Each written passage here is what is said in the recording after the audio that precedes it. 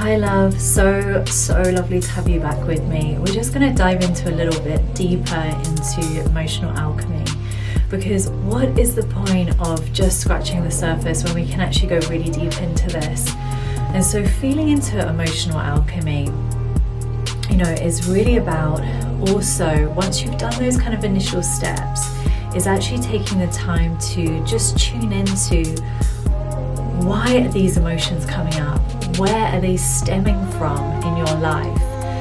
We go through such deep processes when we're little, and we can take on a lot of beliefs and a lot of behavioral patterns from our immediate environment when we're growing up. So whoever your caretakers were, we absorb that, and we can really kind of go down this rabbit hole of just thinking that's a normal way to respond to something, or these are normal ways to deal with emotion. So part of this is really setting the space for yourself. And I often find when I'm in nature, I can feel really grounded to this, and I can feel held and kind of create this space where I can actually then really go in.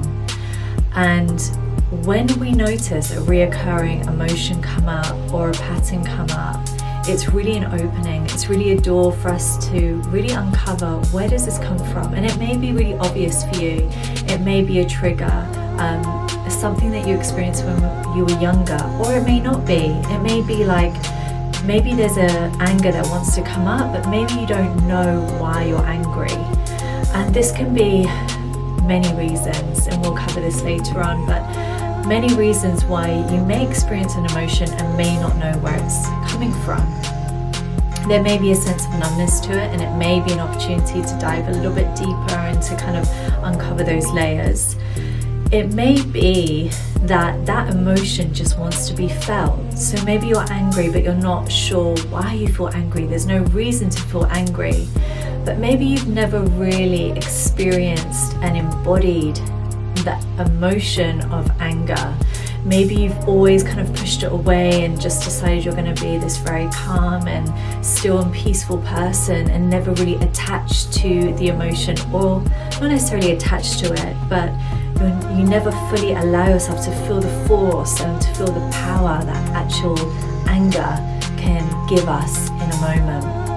And when we can experience the full spectrum of emotions, that's really when we're in our totality. So maybe it's just something as simple as anger's asking to be felt. Maybe it's an emotion that requires you to go a little bit deeper and to unpack it. So asking questions are really powerful. Why am I feeling this?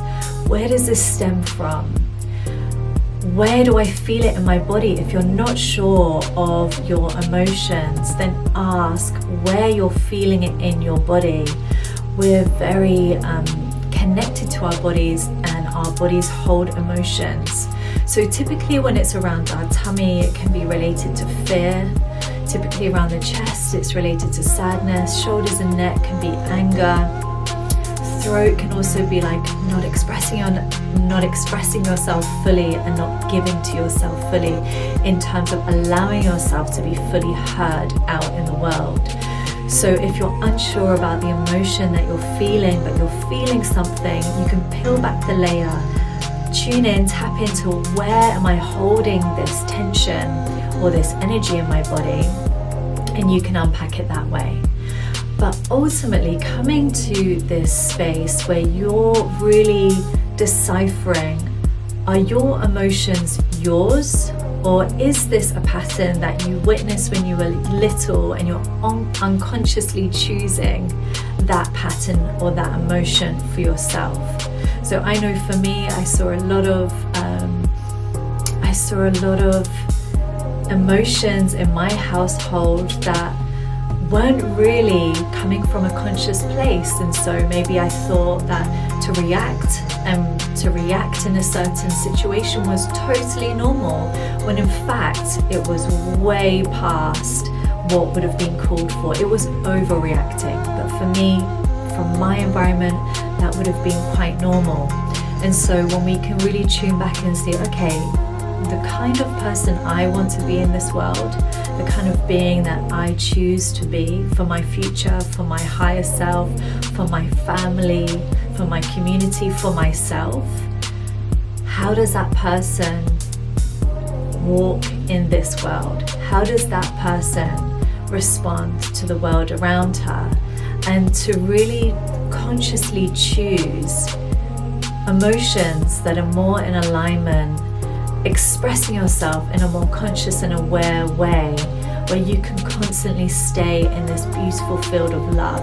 And love doesn't always mean that you're polite and, you know, obliging to everyone's needs. No, sometimes love is saying no. Sometimes love is saying, this is my boundary, and that's all with love.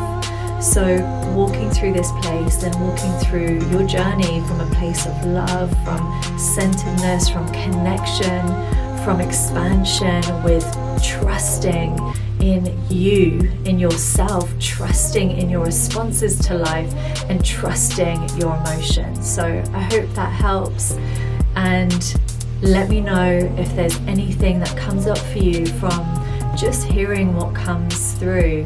Please let me know if there's any emotions that you're really kind of trying to grapple with.